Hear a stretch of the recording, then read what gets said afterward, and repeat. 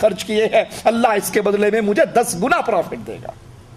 وہ عثمان رضی اللہ عنہ وارضا غزوہ تبوک کے موقع پر مسلمانوں کا سفر بڑا لمبا، جس لشکر سے مقابلہ وہ بڑا شدید، اللہ کے حبیب علیہ الصلوۃ والسلام نے مسلمانوں کو اکٹھا کیا۔ اب اس لشکر کے کھانے پینے اور اخراجات اور سفر کے راستے کی صعوبتیں، یہ سارا کچھ دیکھتے ہوئے اللہ کے نبی علیہ الصلوۃ والسلام نے مسلمانوں سے جہاد کے لیے چندے کا سوال کیا۔ ابو بکر صدیق رضی اللہ عنہ وارضا اپنے گھر کا سارا سامان لے کر آ گئے۔ آقا علیہ الصلوۃ والسلام نے پوچھا، ابو بکر گھر والوں کے لیے کیا چھوڑ کر آیا ہے؟ جواب میں کہا، امام الانبیاء ابو بکر کے گھر میں جو تھا وہ تیرے قدموں میں لے آیا ہے۔ صدیق کے گھر میں رب ہے اور اس کے رسول کی محبت ہے، ان 2 محبتوں کے علاوہ کچھ بھی نہیں ہے۔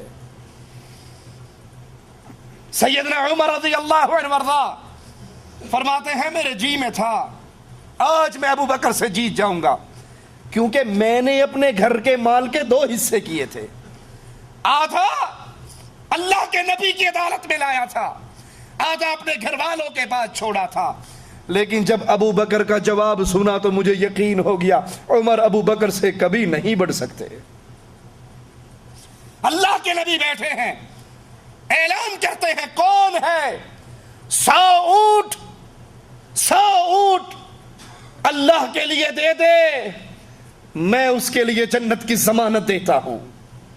سیدنا عثمان رضی اللہ عنہ وارضا کا قافلہ اونٹوں کا تجارت کے لیے نکلنے کے لیے تیار، آپ اس قافلے کو روکتے ہیں، 100 اونٹ امام الانبیاء کو دیتے ہیں۔ اللہ کے نبی پھر سوال کرتے ہیں، کون ہے 100 اونٹ دے دے، میں اس کو اللہ کی جنت کی ضمانت دیتا ہوں۔ سیدنا عثمان پھر کہتے ہیں، آقا اونٹ مجھ سے لیجئے، جنت مجھے دیجئے۔ نبی پھر مانگتے ہیں، عثمان پھر دیتے ہیں، نبی پھر مانگتے ہیں، عثمان پھر دیتے ہیں۔ 900 اونٹ سیدنا عثمان کجاووں سے لدے ہوئے تیار حالت کے اندر رسول کریم صلی اللہ علیہ وسلم کو دیتے ہیں، اور 100 گھوڑے سیدنا عثمان رضی اللہ عنہ وارضا اللہ کے رسول صلی اللہ علیہ وسلم کے دربار میں لاتے ہیں۔ 1000 دینار جو 5.5 کلو سونے کے برابر، سیدنا عثمان وہ سونا وہ دینار لا کر امام الانبیاء کی گود میں ڈال دیتے ہیں۔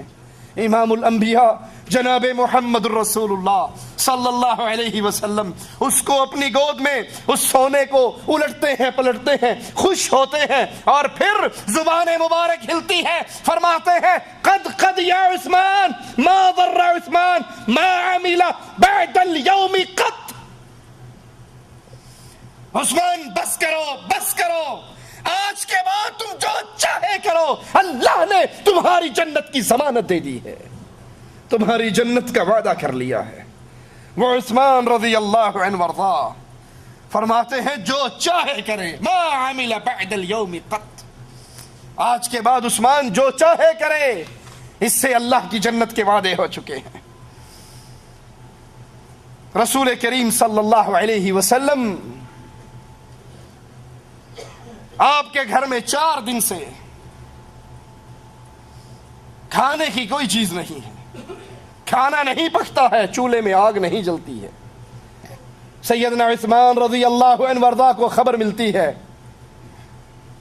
تو اپنے پاس سے راشن لے کر، کچھ اشرفیے لے کر، کچھ دینار لے کر، ایک بکرا لے کر، کچھ آٹا اور کھجورے لے کر، 300 درہم لے کر اللہ کے رسول صلی اللہ علیہ وسلم کے گھر پہنچتے ہیں۔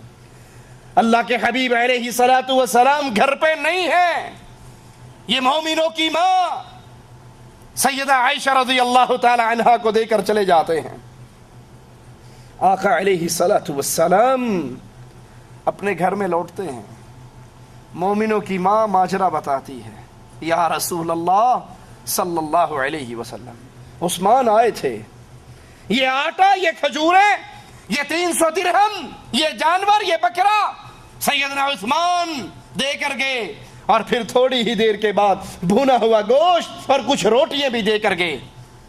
سیدہ عائشہ رضی اللہ تعالی عنہ فرماتی ہیں امام الانبیاء نے جب یہ بات سنی اپنے حجرے میں نہ ٹھہرے، فوراً اپنی مسجد میں آئے اور مسجد میں آ کر اپنے ہاتھوں کو بلند کر کے کہتے ہیں اے اللہ میں عثمان سے راضی ہوا، تو بھی عثمان سے راضی ہو جا۔ اے اللہ میں عثمان سے راضی، تو بھی عثمان سے راضی ہو جا۔ اے اللہ میں عثمان سے راضی، تو بھی عثمان سے راضی ہو جا۔ 3 مرتبہ رسول کریم صلی اللہ علیہ وسلم یہ دعا دیتے ہیں اللہ میں عثمان سے راضی، تو بھی عثمان سے راضی ہو جا۔ سیدنا عثمان کے ایمان کا انکار کرنے والوں، ان پہ تہمت لگانے والوں، ان کو گالیاں دینے والوں، یہ وہ ذات ہے کہ خلافت پر نہ بیٹھی تھی، خلافت نہ سنبھالی تھی، 5000 غلام، زر خرید غلام سیدنا عثمان رضی اللہ عنہ وارضاہ کے کاروبار کو چلانے والے ہوا کرتے تھے۔ آپ کے جانوروں کا لشکر مدینے میں نہ سماتا تھا، اور جب مسلمانوں کی ذمہ داری آپ کے کندھوں پہ پڑی اپنا سارا مال اللہ کے راستے میں خرچ کر دیا۔ یہ وہ ذات تھی جس سے آسمان کے فرشتے بھی حیا کیا کرتے تھے۔ رسول کریم صلی اللہ علیہ وسلم ایک باغ میں آ کر بیٹھتے ہیں، اپنی پنڈلیوں سے کپڑا اٹھا لیتے ہیں، کنویں کے اندر ٹانگیں لٹکا دیتے ہیں اور اپنے ایک صحابی کو کہتے ہیں گیٹ پہ ٹھہرو، اگر کوئی آئے میری اجازت کے بغیر اس کو اندر نہ آنے دینا۔ یہ گیٹ پر آتے ہیں، تھوڑی دیر کے بعد دروازہ بجتا ہے، یہ پوچھتے ہیں کون ہے؟ جواب ملتا ہے ابو بکر ہے۔ کہتے ہیں ٹھہرو میں اپنے رسول سے اجازت لے کر آتا ہوں۔ آ کر کہتے ہیں یا رسول اللہ صلی اللہ علیہ وسلم، میرے نبی کا نام آئے تو پیار سے کہا کریں صلی اللہ علیہ وسلم۔ بد نصیب ہے وہ انسان جس کے سامنے نبی کا ذکر ہو اور اس کی زبان سے صلی اللہ علیہ وسلم نہ نکلے، نبی کا نام سن کر بھی وہ درود نہ پڑھے، یہ بد نصیب انسان ہے۔ اور خوش نصیب ہے وہ جس کو اپنے نبی کا نام سن کے اس کی زبان بے اختیار بول اٹھے صلی اللہ علیہ وسلم۔ یہ سودا گھاٹے کا نہیں ہے، نقصان کا نہیں ہے۔ تم ایک مرتبہ میرے نبی پہ درود پڑھو گے، عرش والا تمہارے اوپر 10 رحمتوں کا نزول فرما دے گا۔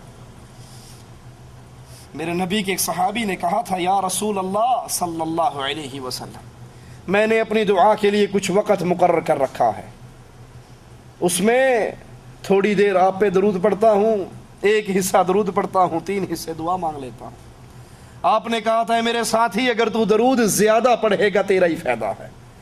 اس نے کہا یا رسول اللہ صلی اللہ علیہ وسلم، آئندہ 2 حصے درود پڑھ لیا کروں گا، 1 حصہ دعا مانگ لیا کروں گا۔ آقا علیہ الصلوۃ والسلام نے فرمایا بہتر ہے، لیکن اگر تو درود اور زیادہ پڑھے گا فائدہ تیرا ہے۔ پیچھے کچھ بچا تھا، 2 حصے تو پہلے اس نے درود کے کر لیے تھے۔ کہنے لگا یا رسول اللہ صلی اللہ علیہ وسلم، آج کے بعد دعا نہیں مانگا کروں گا، دعا کا مقرر کردہ سارا وقت آپ پہ درود پڑھتے ہوئے گزار دوں گا۔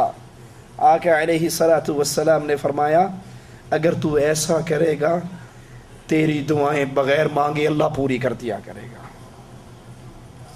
جو تو نے مانگنا ہے، جو تو نے ڈیمانڈ کرنی ہے، جو تو نے سوال کرنا ہے، جو تو نے جھولی پھیلانی ہے، اللہم ربنا کی صدائیں لگا کر جو کچھ تو نے مانگنا ہے، اگر تو دعا کا سارا وقت محمد کریم پہ درود پڑھتے ہوئے گزار دے گا تو پھر گارنٹی سن لے امام الانبیاء سے، تیری مانگے بغیر ساری پوری ہو جایا کریں گی اور تیرے نامہ اعمال میں گناہ بھی باقی نہیں رہیں گے۔ کہتے ہیں اے اللہ کے حبیب علیہ الصلوۃ والسلام، دروازے پر ابو بکر ہیں۔ آپ نے فرمایا جاؤ اس کو آنے کی اجازت دے دو، جنت کی خوشخبری دے دو۔ یہ آتے ہیں، سیدنا ابو بکر کو اندر آنے کی اجازت دیتے ہیں۔ اور کہتے ہیں تجھے مبارک ہو، تیرے آقا نے تجھے جنت کی خوشخبری بھی دی ہے۔ پھر دروازے پہ جا کے بیٹھ جاتے ہیں۔ تھوڑی دیر گزرتی ہے، سیدنا عمر آ جاتے ہیں۔ یہ صحابی انہیں روکتے ہیں کہ ٹھہرو، میں اپنے نبی سے پوچھ کر آتا ہوں۔ کہتے ہیں اللہ کے حبیب علیہ الصلوۃ والسلام عمر آئے ہیں، اندر آنے کی اجازت مانگتے ہیں۔ آپ نے کہا اندر آنے کی اجازت بھی دو، جنت کی خوشخبری بھی دو۔ نبی کنویں پر بیٹھے ہوئے کنارے پر، پنڈلی مبارک سے کپڑا اٹھا ہوا، ابو بکر بھی آ کر بیٹھ گئے، سیدنا عمر بھی آ کر بیٹھ گئے، آپ کی پنڈلی سے ویسے ہی کپڑا اٹھا رہا۔ تیسری بار دروازہ بجتا ہے، سیدنا عثمان رضی اللہ عنہ وارضہ آتے ہیں۔ جواب ملتا ہے ٹھہرو، میں اپنے نبی سے اجازت لے آؤں۔ کہتے ہیں یا رسول اللہ صلی اللہ علیہ وسلم، سیدنا عثمان آئے ہیں، اندر آنے کی اجازت مانگ رہے ہیں۔ جواب ملتا ہے جاؤ عثمان کو اندر آنے کی اجازت بھی دے دو، رب کی جنت کی خوشخبری بھی دے دو۔ جو ہی سیدنا عثمان آئے، اللہ کے رسول صلی اللہ علیہ وسلم کی پنڈلی مبارک سے جو کپڑا اٹھا ہوا تھا، ابو بکر آئے تو اٹھا رہا، عمر آئے تو اٹھا رہا۔ جب عثمان آئے، آپ نے اپنے کپڑے کو ٹھیک کر لیا، اپنی پنڈلیوں کو چھپا لیا۔ کہنے والے نے کہا یا رسول اللہ صلی اللہ علیہ وسلم، ابو بکر آئے، آپ کی پنڈلیاں ننگی رہیں، عمر آئے، آپ کی پنڈلیاں ننگی رہی، یہ عثمان آئے ہیں، آپ نے اپنے کپڑے کو ٹھیک کر لیا۔ کہا سوال کرنے والے، میں اس سے حیا کیوں نہ کروں جس سے آسمان کے فرشتے بھی حیا کرتے ہیں۔ وہ سیدنا عثمان رضی اللہ عنہ وارضہ، اللہ سے دعا ہے اللہ ہمیں ان کے نقش قدم پر چلنے کی توفیق عطا فرمائے، ہمیں زندہ رکھے، ایمان پہ رکھے، موت دے تو اسلام پر دے، اور اس حال میں دے